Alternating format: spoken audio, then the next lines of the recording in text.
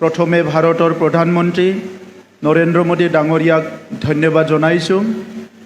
তেখেতৰ উদ্যোগত আৰু তেখেতৰ দূৰদৰ্শী এটা চিন্তাৰ কাৰণে 2020 চনত তেখেতে দ্বিতীয়বাৰ ভাৰতৰ প্ৰধানমন্ত্ৰী হোৱাৰ পিছত ভাৰতত নতুন শিক্ষা নীতি তেখেতে ইয়াত আৰম্ভ কৰিছিলে আৰু সেই নতুন শিক্ষা নীতিৰ দ্বাৰা আমাৰ কাৰিকুলামটো সলনি কৰা, বিদ্যালয়ৰ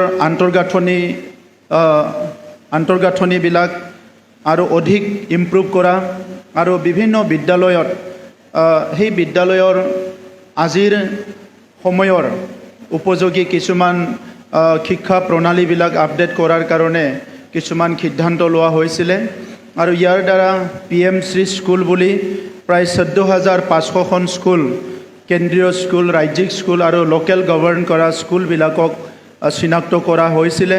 এই PMশ্ৰী স্কুলত বিভিন্ন আমাৰ ছাপোৰ্ট কেন্দ্ৰীয় চৰকাৰৰ পৰা বা লোকেলি কিছুমান অনুষ্ঠান প্ৰতিষ্ঠানৰ পৰা বিভিন্ন ছাপোৰ্টবিলাক দিয়াৰ কাৰণে পলিচিত অনা হৈছিলে।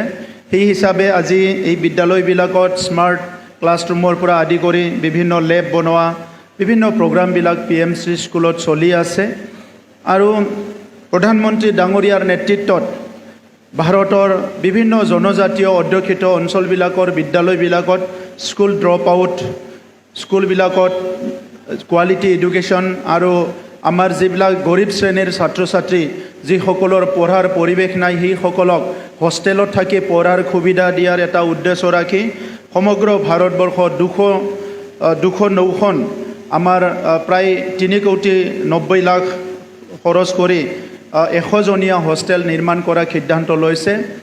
এই হোষ্টেলৰ ভিতৰত আমাৰ অসমত 39খন পাবলৈ সক্ষম হৈছোঁ। ইয়াৰ ভিতৰত কিছুমান হোষ্টেল আমাৰ বড়োলেণ্ডতো পাবলৈ সক্ষম হৈছোঁ। আজি আমি তামোলপুৰত আমি ৰামেশ্বৰী স্কুল, বাক্সা জিলাৰ 2খন স্কুলত আধাৰশিলা হ'ব, বিভিন্ন জিলাত এই আধাৰশিলা স্থাপন কৰা হ'ব।